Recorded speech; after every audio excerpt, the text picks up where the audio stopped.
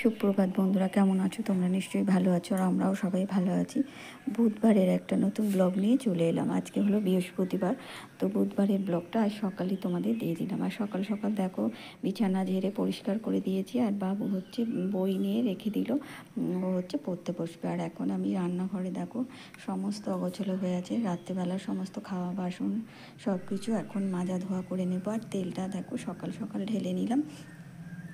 আর এখানে মোছা ধোয়া করে আবার দেখো তোমাদের দেখাচ্ছি, সব পরিষ্কার করে নিয়েছি, গ্যাস ট্যাস সমস্ত কিছু মুছে পরিষ্কার করে নিয়েছি। এবার বাসনটা মাজবো। আর রান্নাঘরের মেঝেও মুছে নিয়েছি, শুধু বাসনটা মাজলে এখন রান্নাঘরের কাজ মানে মোটামুটি শেষ হবে। তো তার রান্না টান্না তো হয়নি, রান্না আবার পরে রান্না করতে হবে। তো দেখো সকাল সকাল একটু বাসনটাও মেজে নিচ্ছি, বাসন মেজে ধুয়ে একেবারে পরিষ্কার করে রেখে দেবো। আর বুধবার মানে হচ্ছে রান্নাটা সারতে হবে তাড়াতাড়ি, কারণ হচ্ছে তোমার দাদাভাই হচ্ছে আজকে 10টায় খেয়ে একেবারে বেরিয়ে যাবে। তো সকাল সকাল আজকে আর রুটি তরকারিও হয়নি, সেই জন্য আর কি এই সমস্ত কাজগুলো আগে সেরে নিয়ে ভাত বসিয়ে দেবো, তাই একটু তাড়াহুড়ো করছি। মানে ভাতটা করে দেবো আর খেয়ে বেরোবে। তারপর আমাদের বাবু আর আমি দুজনে পরে খাবো, কারণ আমরা তো স্কুল ছুটি পড়ে গেছে গরমে, তো সেই জন্য ও আর কি আর আমি আর কি দুজনে আজকে দুপুরে খাবো। আর তা না হলে বাবু স্কুলে চলে যায়, তোমার দাদা ভাই হচ্ছে সকালে টিফিন নিয়ে বেরিয়ে যায়, আর তারপর 2:30 এরকম 2টো 2:30 কখনো 3টে এরকম বাড়ি আসে। তারপর আমরা দুপুরের খাওয়া দাওয়া করি। তো সেই জন্যে তখন আর বাবু থাকে না, বাবু হচ্ছে রবিবার আর শনিবার থাকে। তো এখন ওর যেহেতু ছুটি পড়েছে, তাই ও এখন বাড়িতে আছে। আর আজকে মানে অন্য দিন অবশ্য যায় না, আজকে তোমার দাদাভাই অফিস থেকে আর কি বলে দিয়েছে যে 10টায় মানে বেরোলে ওখানে 11টা 11:30 আর কি জয়েন করতে হবে, সেজন্য। তো সেই জন্য দেখো আমি সমস্ত বাসন টাসনগুলো মেজে ধুয়ে নিয়ে পরিষ্কার করে নিচ্ছি, নিয়ে তারপর রান্না বসাবো। আর রান্না তো আমাদের প্রতিদিনই করতে হয়। আমাদের ঘরের মানে আমরা মেয়েরা যারা থাকি, আমাদের এই ঘর মোছা, বাসন মাজা, রান্না করা, কাপড় কাচা, এইগুলো ছাড়া আর একটু আধটু হয়তো কখনো সখনো বাইরে বেরোই, তার ব্লগিং তোমাদের দিই। তাছাড়া কিন্তু আমরা ঘুরিয়ে ফিরিয়ে এইগুলোই দিতে থাকি, এগুলো ছাড়া আর আমরা অন্য কী কাজ করি। আর আমাদের যেহেতু কোনো হেল্পিং হ্যান্ড নেই, আমাদের সমস্ত এইসবই কাজ করতে হয়। আর সকালে একটু মর্নিং ওয়াক এই সবগুলো মানে ছাদেই আমি যদিও করি, তো এই সবগুলো নিয়েই তোমাদের সাথে সব কিছু শেয়ার করি। এর বাইরে মানে যখন বেরোই তখন একটু বাইরের জিনিসপত্র, বাইরে যাওয়া, এগুলো শেয়ার করি। তাছাড়া সব সময় আমাদের বাড়িতেই থাকতে হয়। আর এই দেখো এই গাছগুলো কিন্তু আমি এভাবে প্রতিদিন ধুয়ে দিই। ধুয়ে দিলে কি রান্নাঘরে তো মানে নোংরা হয়ে থাকলে একটা বাজে লাগে, আর ধুলো তো সব সময় উঠছে চারিদিক দিয়ে, জানোই তো ধুলো। আর আমাদের বাড়ির সামনে রাস্তা যেহেতু, আরও বেশি করে ধুলো সব সময়। মানে ঘর তুমি সকালে মুছে আসবাবপত্র বিকালে দেখলে মনে হবে যেন মোছা হয়নি কতদিন ধরে। আসলে আমাদের পুরনো বাড়িতে এরকম হয় না, ওখানটা একটু ভিতরটায়।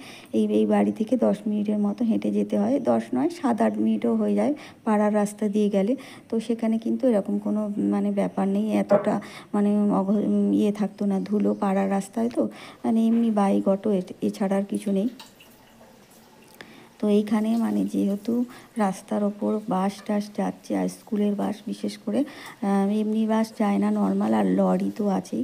এই সব মিলিয়ে একদম সবসময় অটো, বাস, লরি, স্কুলের বাস এত ভর্তি হয়ে গেছে, যেহেতু পাশে একটা নারায়ণা স্কুল হয়েছে।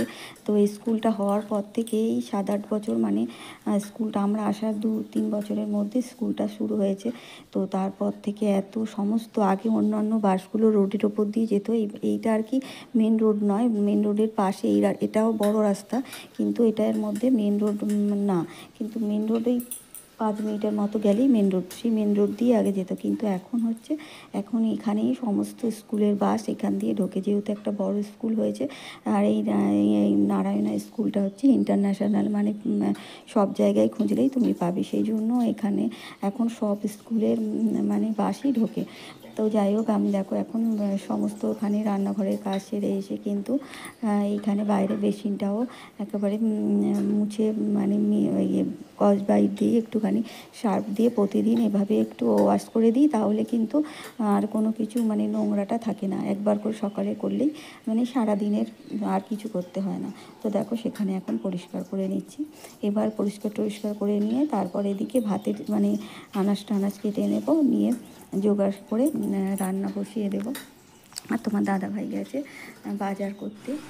তো বাজার নিয়ে আসলে আর কি, মা বাজার করতে অন্য কিছু না, মাছ নিয়ে আসবে জ্যান্ত। পাঙস ট্যাংরা মাছ আছে কিন্তু ভালো লাগছে না, আগের দিন উপোস করেছি, তাই বললাম যে এখন আজকে একটু জ্যান্ত মাছ নিয়ে আসো। তো সেই জন্য আর কি জ্যান্ত মাছ আনতে গেছে, আনতে এখনও যায়নি আর কি, যাবে। তো তারপর রান্না বসাবো। আর এটা তো অনেকটাই সকাল, আমি 5:30 5টা 10-15-র মধ্যে উঠে যাই, যেদিন যেমন হয়। তো সেই জন্য আর কি এটা কিন্তু অনেকটাই সকাল, তখন এই 6টার দিকে 5টা 10-15 উঠে যাই। তারপর আমি ওপরের মানে যেমন সমস্ত কাজগুলো সেরে আসি, এসে ছাদের মানে ঠাকুরের কাছে সেরে এসে তারপর নিচের কাজ ধরি। তো ওই 6টা 10-15-র দিকে হবে, তখন বাজার তো ঠিকঠাক বসেনি, তাই এখনও বাজারে যায়নি। তো বাজারে যাবে, বাজার থেকে আসলে তারপর রান্নাটা বসিয়ে দেবো। আর ততক্ষণ আমি এদিকে ভাত টাত হয়তো করতে থাকবো, কারণ অনেক সময় বাজারে গিয়ে দেরি হলে আবার রান্না করতে দেরি হয়ে যাবে। আর এখানে দেখো ব্রাশটা আমি তুলে নিলাম। আর সকালে এতই কাজ করতে করতে কিন্তু এত গরম, আমাদের এখানে এখনও বৃষ্টি হয়নি, তাই এত গরম, মানে সমস্ত জামা কাপড় কিন্তু মানে কিছুক্ষণ 8 ঘন্টা পরে থেকে যদি এভাবে কাজ করো না, মানে জামা কাপড় কিন্তু পুরো ভিজে ভিজে অবস্থা হয়ে যায়। তো যাই হোক, কাজ তো করতেই হবে, কাজ করে আর মানে সকাল সকাল আজকে আর স্নান করিনি, কাজটা করে নিয়ে তারপর স্নান করব। তো সেই জন্য দেখো এই টেবিলটাও ভালো করে মুছে নিচ্ছে। আর বাবু হচ্ছে এখানে মোবাইল চার্জ দিয়ে গেল, তো টেবিলটা মুছে রেখে দিচ্ছে। আর সমস্ত ঘর দালান এভাবে মুছে পরিষ্কার করে নেব। নিয়ে এখন হাতে যেহেতু সময় আছে 10টা, তো ওই 8টার দিকে ভাত বসালে তরকারি ভাত সব কিছুই হয়ে যাবে। তো তার আগে যদি হয়ে যায় করে নেব। আর মানে কাজগুলো আগে সেরে নিলে মনটাকেও তৃপ্তি লাগে। আর মানে যত বেলা হয় কিন্তু আর গরমে আর মোচা ধোয়াও করতে ইচ্ছা হয় না।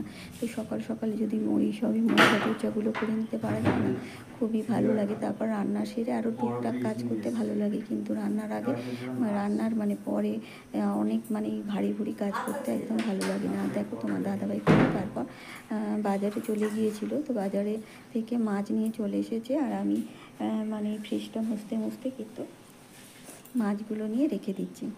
আর ফ্রিজ মুছে তারপর কিন্তু আমি জানোই তো, মোছামুছি করার পর একদম মেঝে মুছে নিই, কারণ এই যে ধুলো টুলোগুলো পড়ে সেগুলো আর পায়ে পায়ে চারিদিকে হয় না।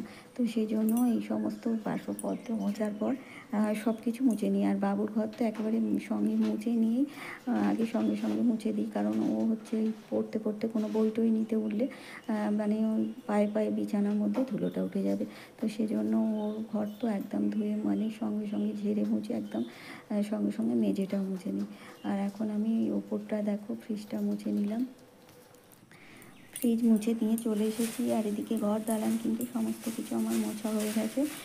তারপর মাছটা কিন্তু আমি এখন ধুতে চলে এসেছি। এবার হচ্ছে রান্না বসিয়ে দেবো, কারণ রান্না না বসিয়ে দিলে আবার মাছ ধুয়ে, কারণ এদিকে আবার দেরি হয়ে যাবে।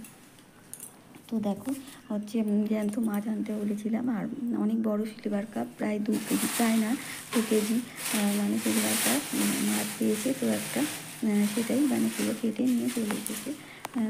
তো এমনি কিন্তু সিলভার কাপ ছোটো মাছগুলো সেরকম টেস্ট নেই, কিন্তু এই বড়ো মাছও খুব টেস্ট হয়। তো খুব বড়ো মাছ দেখো কতটা হয়েছে, পুরো 2 কেজি মাছ। তো মাছগুলো এখন কিন্তু কিন্তু সিলভার কাপে মাছ কিন্তু প্রচুর আঁশ থাকে ছোট ছোট। তো সেই বাইরে তো রোদ্দুর এসে গেছে আমাদের পূর্ব দিকে কলটা, আর সব সময় মানে এত মানে তাই ভাবলাম যে বাইরে থেকে আর কি, বাইরের দিকে মানে বাইরে বসে না করে রোদ্দুরে আর আমার মাথা যন্ত্রণা করে, তো এখানেই বসে। আর কাটা তো হয়ে গেছে, একটা চামচ নিয়ে আঁশগুলো এভাবে ছাড়িয়ে নিচ্ছি, তাহলে কিন্তু আর বেশিক্ষণ মানে ধুতে সময় লাগবে না। তা না হলে এত মাছের কিন্তু মানে আঁশ তো জানো এত ছোট ছোট আঁশ হয়।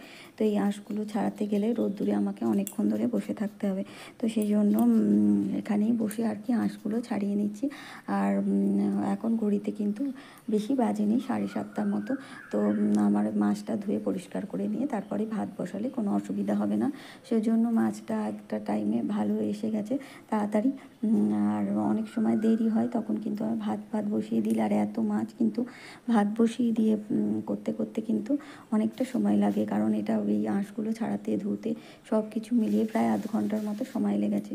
কারণ এই মাছের এত আঁশ না, মাছের নিচে এই কান কানকোর কাছে, তারপর এগুলো সমস্ত কিছু কেমন একটা মানে জড়িয়ে জড়িয়ে থাকে, প্রথমে বোঝা যায় না, তারপরে ধুয়ে টুয়ে নিয়ে আসার পর বোঝা যায়। তো সেই জন্য দেখো অনেকক্ষণ ধরে আমি কিন্তু আঁশগুলো ছাড়িয়ে নিচ্ছি। আর বাজার থেকে ভালো আঁশ ছাড়িয়ে খুব মানে একদম এগুলো আর কি বটিতে ওরা দেয় না, বাড়িতে এনেই আবার সমস্ত আঁশগুলো ছাড়িয়ে নিতে হয়।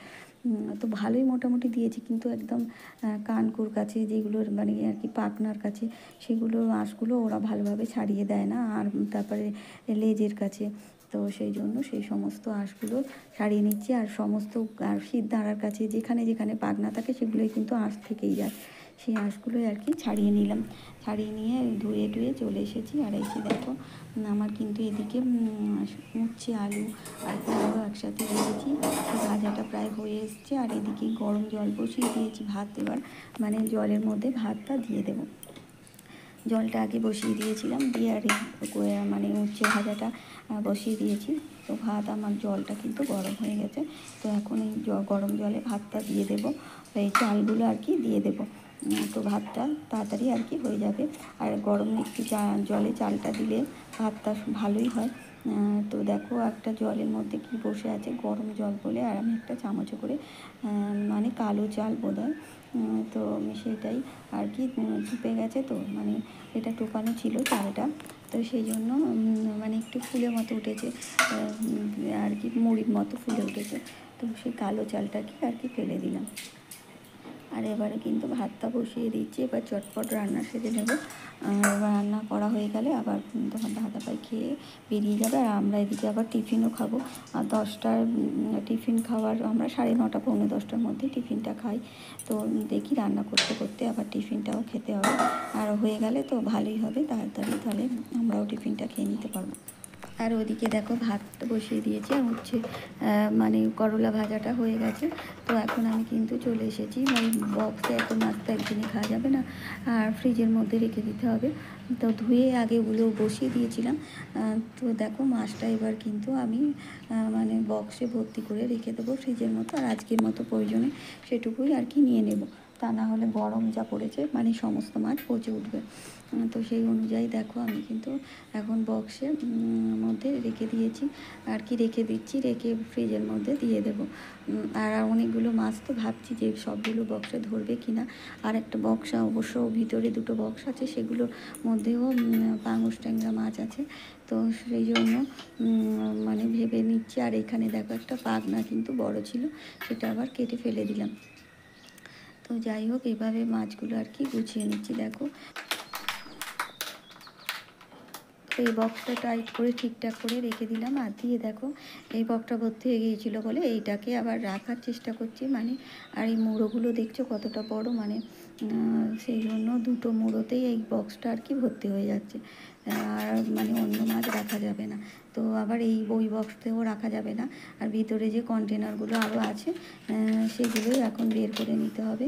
আর এখানেও ধরছে না, আর সেই জন্য এগুলো মানে মুড়োগুলো থাক। আর ওই যে দুটো বক্স আছে তার ভিতরে একটু ফাঁকা ফাঁকা হয়েছে, তো সেখানেই রেখে দিতে হবে, কিছু করার নেই। তো আজকে হয়তো তোমাদের সাথে আর রান্না শেয়ার করব না, কারণ ভিডিও অনেক বড় হয়ে যাবে।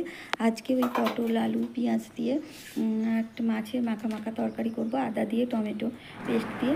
আর এখানে ঢ্যাঁড়স তরকারি করব মাছের যে তেলটা ছিল তাই দিয়ে। তো আমার সমস্ত বন্ধুদের অসংখ্য ধন্যবাদ জানাই। পুরনো বন্ধুরা এভাবেই পাশে থেকে, আর নতুন বন্ধুরা অবশ্যই সাবস্ক্রাইব করে লাইক কমেন্ট শেয়ার করে পাশে থেকে। তো আগামী দিনে আবার দেখা হবে, টাটা।